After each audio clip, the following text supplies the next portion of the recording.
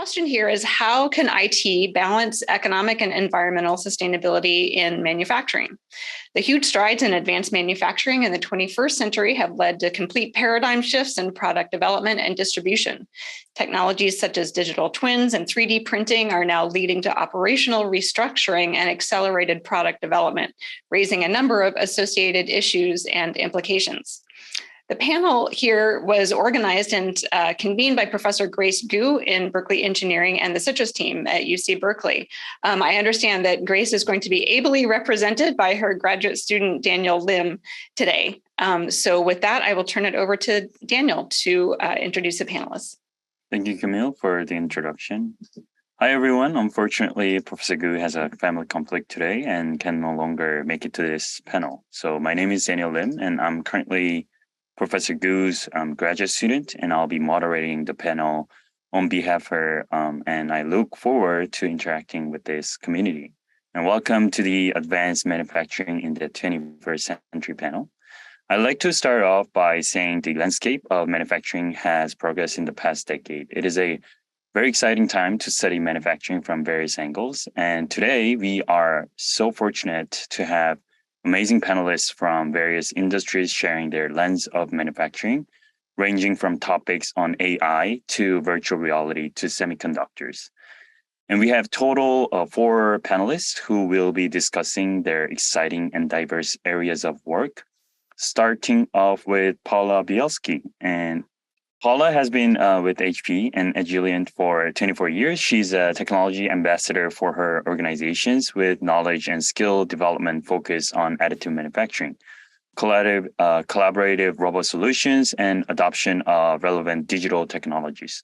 Paula, we look forward to your presentation. Great. Thank you, Daniel, for the introduction. As you heard, I work for Agilent Technologies. Manufacturing is a core competency in my organization. Agilent's manufacturing facility in Singapore has been recognized by the World Economic Forum as a lighthouse. Could we go to the next slide?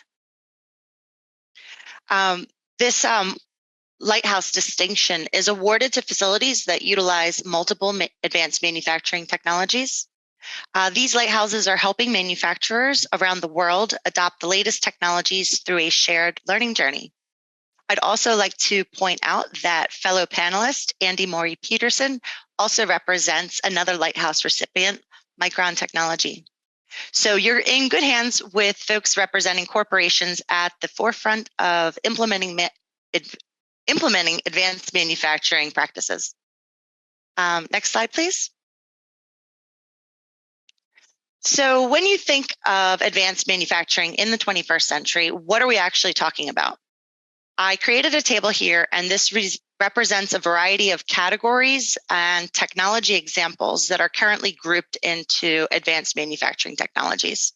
It's not a fully comprehensive list. It's a little bit geared towards my own organization. And I didn't want to talk about everything in the table. But I did want to point out that many of these technologies that are listed here are actually using other technologies to advance. Some examples are that cobots are using artificial intelligence and machine learning to improve their motion techniques. And 3D printing is using cobots to improve productivity. Other examples are that 3D printing is using augmented reality. So there's lots of cross-functionality opportunities amongst all of these technologies. Each of these technologies is advancing very rapidly, and each will develop its own life cycle and its own market leaders. The priorities of whichever organization you're a part of will actually dictate which emerging technologies make the most sense for investigations and investments. And the table of emerging technology opportunities will look different to every organization. Next slide, please. So I'm going to take a couple of minutes to talk a little bit about additive manufacturing. When you think about additive manufacturing, the first thing that you might think of is a 3D printer. but the process to produce, test, and qualify parts for manufacturing and production using 3D printing as a manufacturing tool actually takes a lot of effort. In well-established organizations, the very first obstacle that you are going to need to overcome is getting your design and manufacturing teams to accept 3D printing as a viable manufacturing option. Then you need to educate teams, when does it make sense to consider additive for part designs? And you'll also need to retrain your existing team for best practices in additive. Different 3D printing technologies are going to be better at different design challenges. So the next thing you need to do is to help folks understand which technologies are available and what each one of those technologies can achieve. And in many cases, the part requirements will dictate raw material options, and raw material sometimes will dictate your printer selection. Seldom is a part taken directly off of a printer and used in production. So knowledge of available finishing processes, including support removal, achieving desired color, smoothing surfaces, machining, threading, joining parts through various bonding techniques, electroplating options. I mean, the list of finishing processes goes on and on. And additive manufacturing does not always mean that an organization needs to purchase a 3D printer. In-house fabrication is an option, but decisions to insource or outsource should include raw material management processes, personnel requirements, and finishing needs. No part is released to production without qualification and supply chain stabilization, and you would be surprised how daunting it can be to qualify new processes. No production process is complete without documentation. So it's going to be new for how do you document 3D printed parts? How do you measure the process to understand that it's within acceptable control limits? How do you quantify that the process is ready? And what will your change management process be? And this isn't even a fully comprehensive all of the challenges that you need to overcome. CAD file preparation is a challenge. 3D printing process parameters would need to be optimized and documented. Managing the waste generated by the process needs to be addressed. Adherence to new and emerging industry standards needs to be taken into consideration. So the takeaway I want you to understand is that each emerging technology will come with new challenges, and it's never just as easy as buying a 3D printer. So anyone hoping to make a change in your organization will probably face that first challenge, cultivate a change in mindset. It feels like that step should be easy. I mean, don't the advantages that these technologies offer just sell themselves? Unfortunately, that's not always going to be the case, but I'd say don't give up.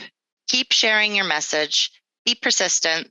Change is never going to be easy, but the time and effort to adopt advanced manufacturing processes is worth it in the end. And now back over to Daniel. Yeah, thank you, Paula, for sharing your exciting work on 3D printing. Next, we have Larry Hercules, who is a founder and CEO of Heft IQ. And Herc has been in deep tech most of his life across many industries, including big data, cybersecurity, smart cities, ad tech, and logistics. Herc has also worked across hardware, firmware, software, data engineering, data science, and cloud computing. He's a graduate of the University of the West Indies with a double major in computer science and management. He currently leads a company focused on helping e-commerce brands grow by abstracting away the complex logistic layers and providing the advanced machine learning-driven analytics. So, Larry, we look forward for your presentation. Sure. Thank you for having me all. If you could go to the next slide. I want to touch a little bit on smart manufacturing, just because the way the world was constructed, there's now a lot of overlap between different areas. So when we talk about manufacturing, it's actually a combination of a couple of things. There's the physical devices, there's the components that make up those devices, there's the firmware that drives the components, right? And then there's a software application layer, and then there's some connectivity, and there's some type of processing that now occurs on a lot of devices. And so when you take a look at what occurs in manufacturing or device construction, it's really a combination of a set of things that's going to be important to kind of understand each area as you specialize in specific areas. So, for example, a lot of devices now have embedded connectivity, right? A big piece of that was the 5G wireless standards that allow the assignment of way more IP addresses. And so we are able to assign IP addresses to devices and ensure that we have a higher throughput from those devices. And so the whole domain around Internet of Things, IoT devices came about. And good examples, you see a lot of medical devices now having embedded, whether it's Bluetooth, door locks, Bluetooth, etc. So in the construction of any type of device today, connectivity is going to be a part of that. And there are a number of connectivity standards, right? Like Bluetooth, Zigbee, BLE, LTE, etc. And so in my own practical experience, we've deployed a number of computer vision towers within warehouses that contains its own connectivity devices. So there's less reliance on a Wi-Fi network that might be unstable, and it comes pre-built with an LTE modem that you can now stream data at high speed to backend. Another piece is a computer vision. So as we take a look at different technologies, we take a look at the application of the technologies. And so it's important to study problem domains where technology could be applied and understand that technology is a tool to solve problems. And so the landscape of tools evolve, and it's evolving very quickly as well. Right? Next slide. So I touched a little bit about edge computing. Another example from in my use case is within the fulfillment centers or warehouses, we deploy autonomous mobile robots. Right? Now, these robots need to be able to do work together with humans. Right? So just beyond physically navigating a space in a warehouse and being able to pick a product from a shelf, there are humans walking around, and so there's avoidance navigation systems. And so one vendor's approach was, okay, we are going to train the mobile robots to detect humans, and if they detect a human in the path, to stop. And what in fact occurred, its productivity went down because there's just a lot of humans are very unpredictable. So they had to go back in and train the humans to avoid the robots, and then productivity doubled. Right? So the application of the technology is also important, and understanding the context in which it's going to get deployed. On the edge computing side as well, there's a move towards pushing a lot of the processing that occurred in the cloud down to the device. Right? So back in the day, I would say 10 years ago, we would stream a lot of data into the public cloud, the Azure and AWS. We'd run machine learning models and predictions and push it back down to the edge device. And we had little control over the quality of the connection. Right? So Wi-Fi networks can be unpredictable. And so there was a movement to push intelligence to the edge. How did that occur? Now there's a lot of containerization happening in edge devices. So the Red Hat Linux landscape, you would take a look at. Now they're deploying containers and devices. So now the development could occur in Docker containers and just LXC containers pushed to device.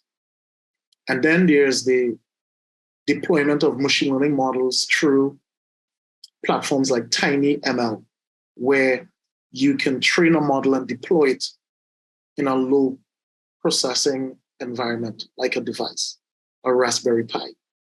And so today, deploying ML at the edge and deploying an application at the edge, it's way simpler than it used to be. And now it's understanding what environment should it be deployed into to create some business value. Next slide. And then we come to a digital twin. Now, let's say in logistics, it's very difficult to understand the layout of a warehouse. You may be able to get a blueprint of the warehouse, but things change all the time. And then in modeling, what is the right mix of robots and humans, or machines and humans? You need to be able to simulate an environment. And so there's this rise of both the device part of it, right? Like Amazon has a digital twin IoT device framework. And then there's also the mapping piece of how do we instrument and simulate an environment so that when a scenario occurs, you can respond in real time in that simulated environment to predict what's going to occur. And so NVIDIA, who's, I would say, one of the leaders in GPUs, have created this platform called Omniverse that is allowing you to create a scenario. And this digital twin landscape, in terms of value, is projected to increase to 125 billion by 2030. And so you can see some of the use cases of the digital twin and practical applications. Next slide. Another use case for Omniverse, they've partnered with BMW to create some virtual factory planning, right? And what Omniverse is a universal screen description framework that you can describe a scenario and it constructs the virtual reality. And the addressable market for that is projected to be $180 billion. So there's a lot of growth in these spaces. But as I said, manufacturing, if we think about it as beyond just the physical device being manufactured, in fact, the Omniverse is being used to simulate a lot of hardware form factors as well. You take a look at a company like DG, they're using a lot of simulations to understand the circuit layout and form factor as well. And so it's the application of the technology that's important to study the technology as well as the application of the technology and understand what spaces it's growing the fastest to kind of align your career towards. Thank you. Yeah. Thank you, Larry, for sharing your insights on smart manufacturing. It's a very exciting field that's very been fastly evolving. Next, we have Andy Murray Peterson, who has been in the semiconductor industry since 2005. But most of those years, she spent at Micron Technology. Andy started as a test probe engineer working on memory technologies such as DRAM, PSRAM, and 3D XPoint before going back to get her master's in data science from UC Berkeley. Currently, she leads a team of process control system engineers and data scientists to help drive innovative approaches to manufacturing at the R&D facility for emerging memory and storage solutions. She also is the lead of Micron Women's Leadership Network in Boise. Andy, we look forward for your presentation. Well, thank you, Daniel, for that introduction. Like he said, I've been at Micron and the semiconductor industry for a long time now. But one of the reasons why I stay here is I'm really excited about the impact that technology can have on a sustainable future. If you don't mind going to the next slide. So today I'm going to talk at a high level on what we're doing at my company in particular to power, no pun intended, sustainable fabs for semiconductor manufacturing. Now, we're not just looking at greenhouse gases, but all areas of sustainability. We have aspirational goals to hit, focusing on emissions, but also energy, water, and waste. And while a major part of this work is collaborating with vendors and suppliers to make sure we're purchasing sustainable and ethically sourced tools and materials, but we also use a massive amount of data we collect to provide direction on how we can improve our current manufacturing process. You can go to the next slide. What's a little ironic is we develop memory and storage solutions like DRAM and NAND, which go into GPUs, SSDs, cloud computing, et cetera. But we enable our customers to use those tools, but we also use the power of big data through cutting edge technologies, such as what Laurie was saying with artificial intelligence, cloud computing, and intelligent edge connectivity. And we use these to leverage data analytics, smart controlled systems, predictive maintenance, and deep learning to improve automation, but most importantly, reduce energy use and emissions. As a result, just like Agilent, as explained by Paula, one of our fabs was named as a sustainability lighthouse by the World Economic Forum. And what was exciting, it was the first front-end semiconductor manufacturing fab in the world to achieve the honor. And one of the reasons why it was selected is we were able to reduce overall resources to produce each gigabyte of NAND at that facility by over 50% in the last 3 years. You can go to the next slide. Awesome. So how do we build smarter fabs and leverage the trends that are driving demand for our products to build even more products? It should be no surprise that we generate massive amounts of data. Our current fabs will analyze 500,000 sensors, 200 million plus images, 250 million control points, and over 30 or 40 petabytes of data every day. And these numbers are just continue to explode. And we've been investing in for nearly a decade in AI, ML expertise, deep learning platforms such as GCP. And all of this is supposed to be generating impact at a scale. For example, sustainability, faster yield ramps and lower costs. Now, these kind of make sense. Lower costs are, capital expenditures are at the highest rates ever. So we want to return on our assets. Quality, our customers are demanding the highest quality. They are way less forgiving than they were in the past. And we want to get to yield ramps faster, just simply so we could make money. We are a for-profit company, of course. But sustainability, of course, is my passion. And I want to do an example of how we were able to achieve all of these. So we have an anomaly detection program, and we installed several acoustic sensors to various tools on our floor to learn the normal sounds of the semiconductor manufacturing production process. And while events are very rare, the algorithms have found a few events that would have caused major line down events. So not only were we able to reduce costs by catching these major events early, we were also significantly able to reduce rework, which of course in turn reduces engineering time, but more importantly, energy and material consumption if we don't have to rework all those wafers. So in just this one program, we are able to achieve everything on that right-hand side of the equation. We improve sustainability, we increase time to yield, we lower costs, and we improve the overall quality of our products. So here is our set of clear and bold aspirational goals that strengthen the link between environmental responsibility and business prosperity.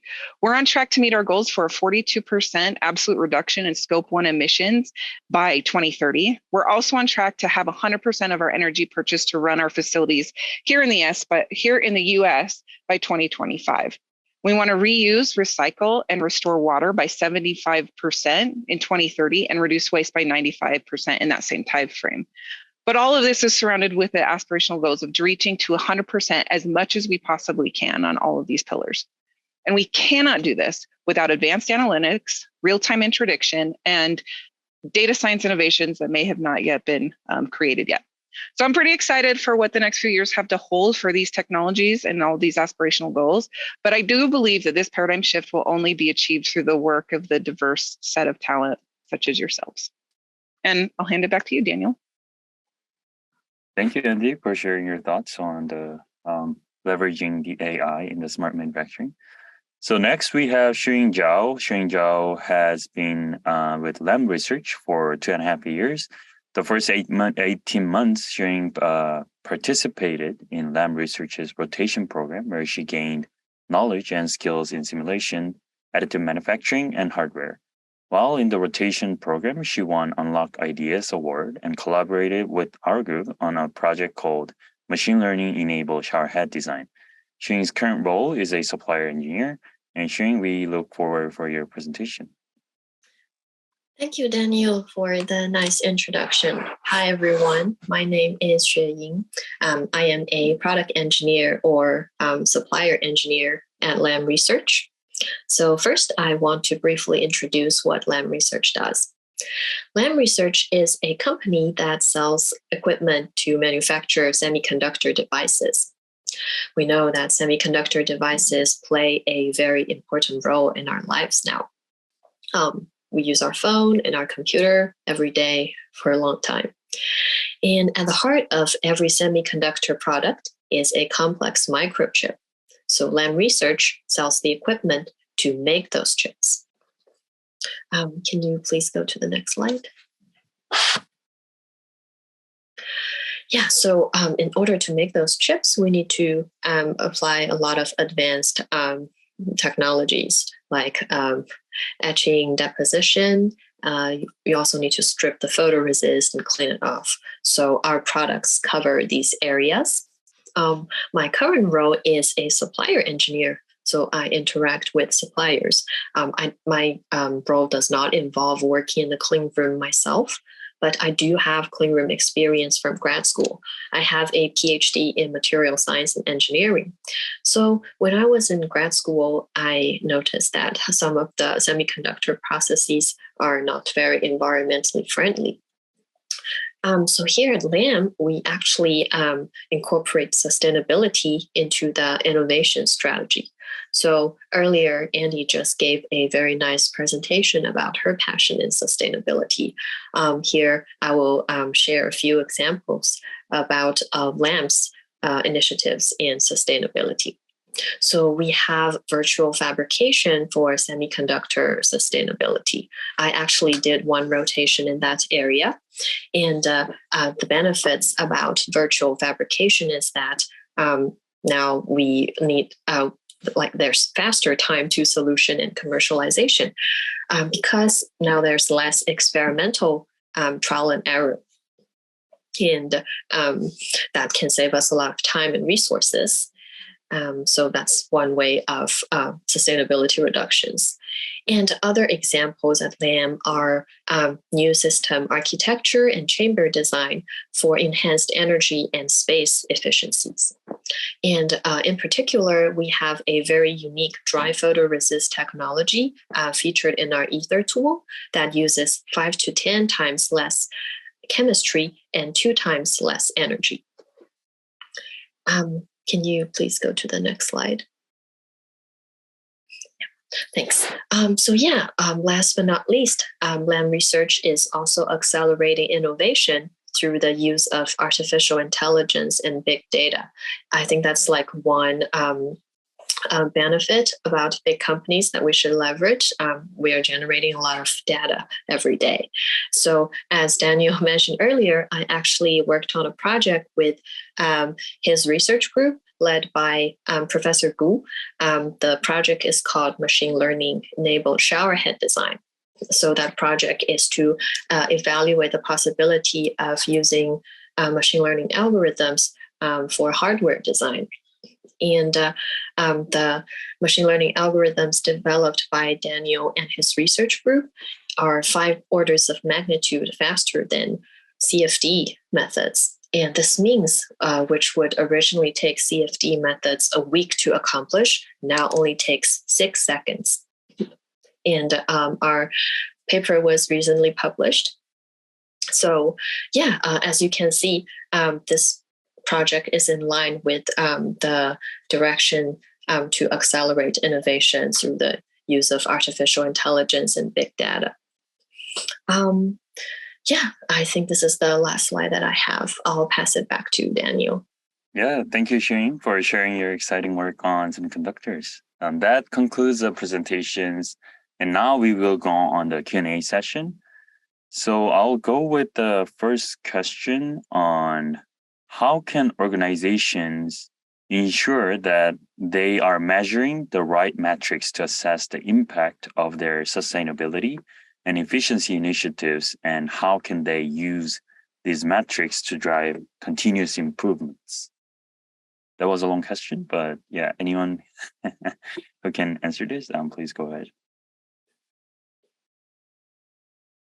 Yeah, that is a good question. And it's a complex one because at least here we have a multitude of ways we collect that data.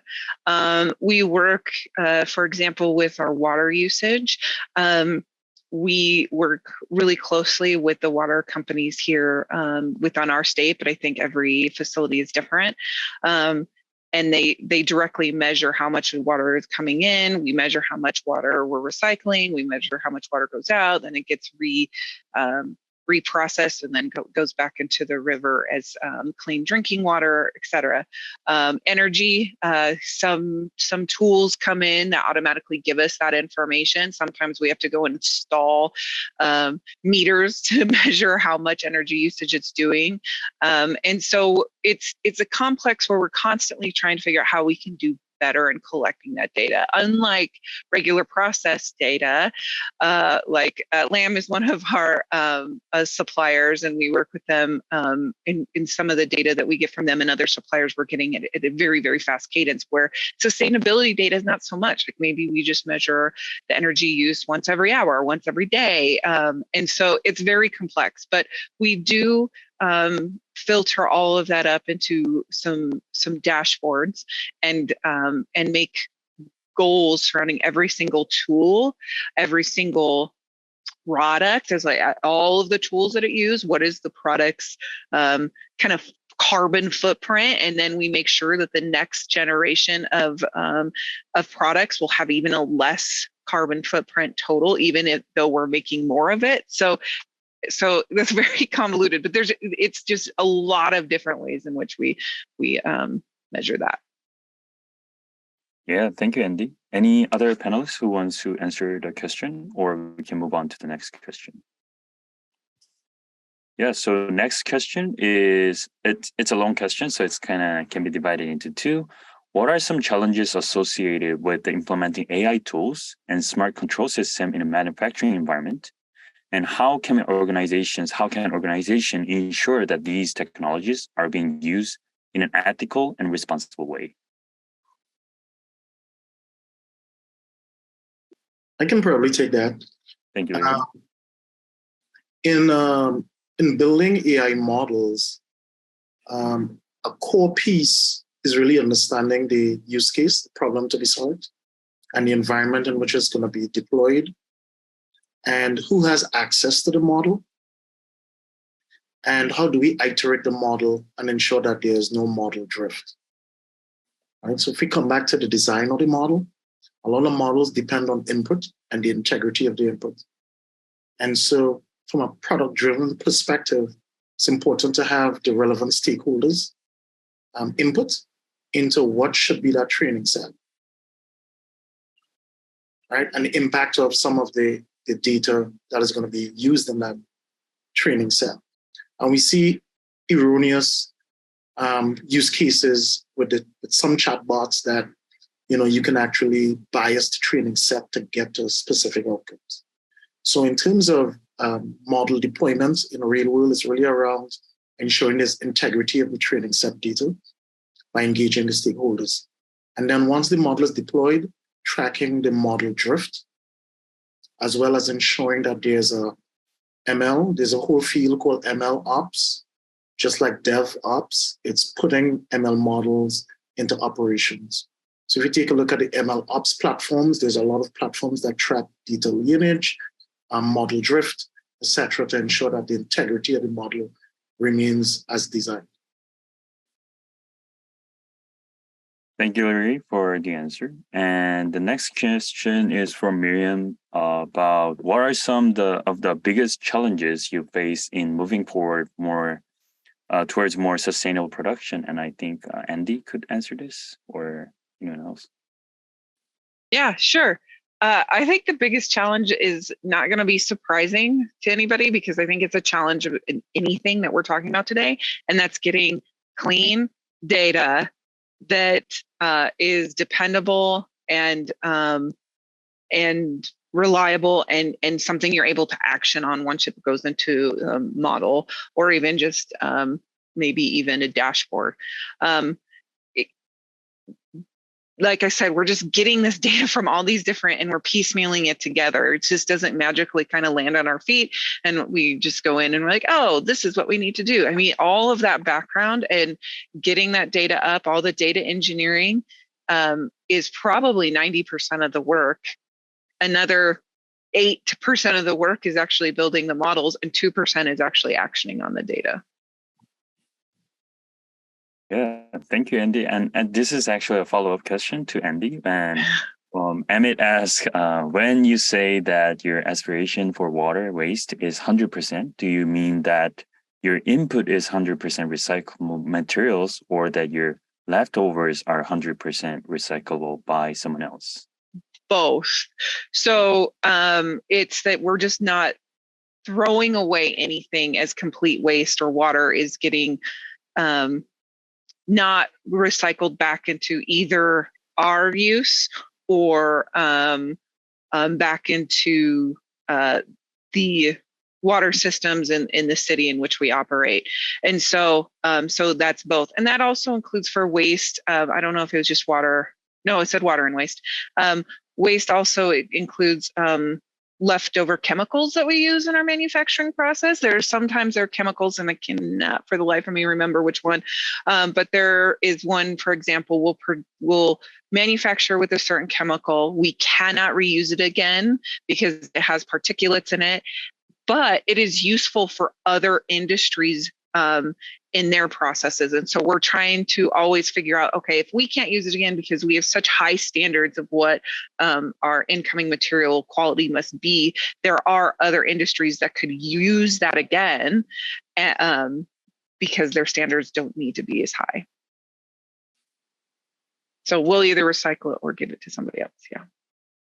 Thank you, Andy, for the wonderful answer. And this is a question from our pod to, I think it's Larry. And the question is, when designing and manufacturing for reliability, how do you model aging effects? For example, this part will still continue to function in 10 years, even under an accelerated product development timeline. That was a question. Most components and hardware devices have specs around mean time before failure. And you have to have, there's a difference between a lab environment where a device is benchmarked versus the real world environment that the device actually lives in. So what we would do is have partnerships in the environment that we intend to deploy this device into, that we can have test units in that live environment to ensure that the specifications don't degrade as much as, so it doesn't degrade and it's unexpected. All devices will degrade in a new environment because it's very difficult to hold the real world and constraints. And so having lab specs is just the start. You have to literally put devices out into the real environment and monitor it on a continuous basis. Right? There's really no guarantees. There's things that show up that are very unexpected. You may have a very warm winter or a very hot summer, right? So there's no way to control the environment. And so you have to deploy test devices into the real world and continually monitor those devices. Thank you, Riri. Before we move on to any other questions, let's move on to more casual questions to the panelists. And the question is, any advice for early career professionals that want to enter the field?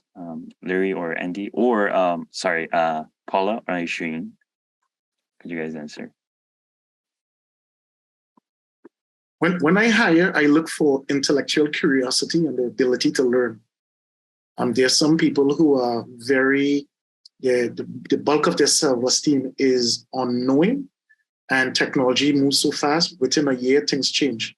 And so the ability to learn, it demonstrates that your self-esteem is not so much tied into what you know, but just your ability to keep evolving that knowledge, right? And so for an early career person, I would say it's very important to keep learning and master your craft, but also understand the application of technology in different domains. If you think about computer vision, someone might think about driverless cars. If you think about computer vision, there's whole security applications. There's a whole range of applications. And so subscribe to blogs and read a lot. Subscribe to the standard bodies. I personally read an hour in the morning and an hour in the evening, still sustained over my career. And expose yourself to new scenarios so that your brain becomes malleable enough to learn different things as things change. Yeah, that was an excellent advice, even for graduate student like me, just like looking at different fields and how we can actually implement the technologies that we learn. Yes. Looks like Daniel may have frozen, so I'll give you one last question to wrap up the panel. If you were to use your crystal ball, what is your prediction about the next big thing for smart manufacturing? Just to close out your final remarks. Let's go to Leary. Herc. I think large language models, LLM, like ChatGPT, will fundamentally change how we approach the design of both devices, the manufacturing processes, and optimize the execution. And so the timeline of concept to MVP is very short. And we have to embrace the technology and experiment and build things with it versus reading the news articles and analysts' perspectives. We have to get hands-on to understand how it's going to actually impact the things that we do and not just read about it. Thank you so much, Paula. Yeah, I'll come off mute. I guess I'm not very much of a fortune teller, but I guess my perspective is to embrace what's being released today. I think that there's a lot of opportunities. I feel like it's challenging to understand everything that's available to us. And one of the things that I try to do is attend as many webinars as I can to learn, that next level of what is this technology? What can this technology do? And then I try to take pieces of that I think could really be applicable in my business or in my organization, and then shop that around to our technical community, just to try to bring visibility to what is out there today. I recently did a presentation about augmented reality or virtual reality in production environments. And I usually focus on manufacturing, but in this case, I was like, well, let me just, think about all of the opportunities for my organization. And I was genuinely surprised by the number of people in field services, in marketing, in R&D that are actively looking at augmented reality or virtual reality for their teams. And so the idea of, making sure people are aware of what's available, some application examples and ideas. Things are just changing rapidly, and I find it very challenging to stay on top of everything. So whatever I can do to try to distill that down and find the stuff that I think is best for my organization, and then communicate that with our technical teams. That's kind of my perspective.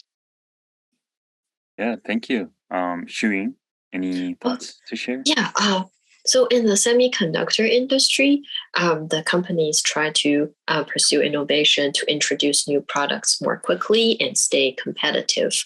And with each technology node, the cost would increase because we're trying to make the devices smaller and smaller.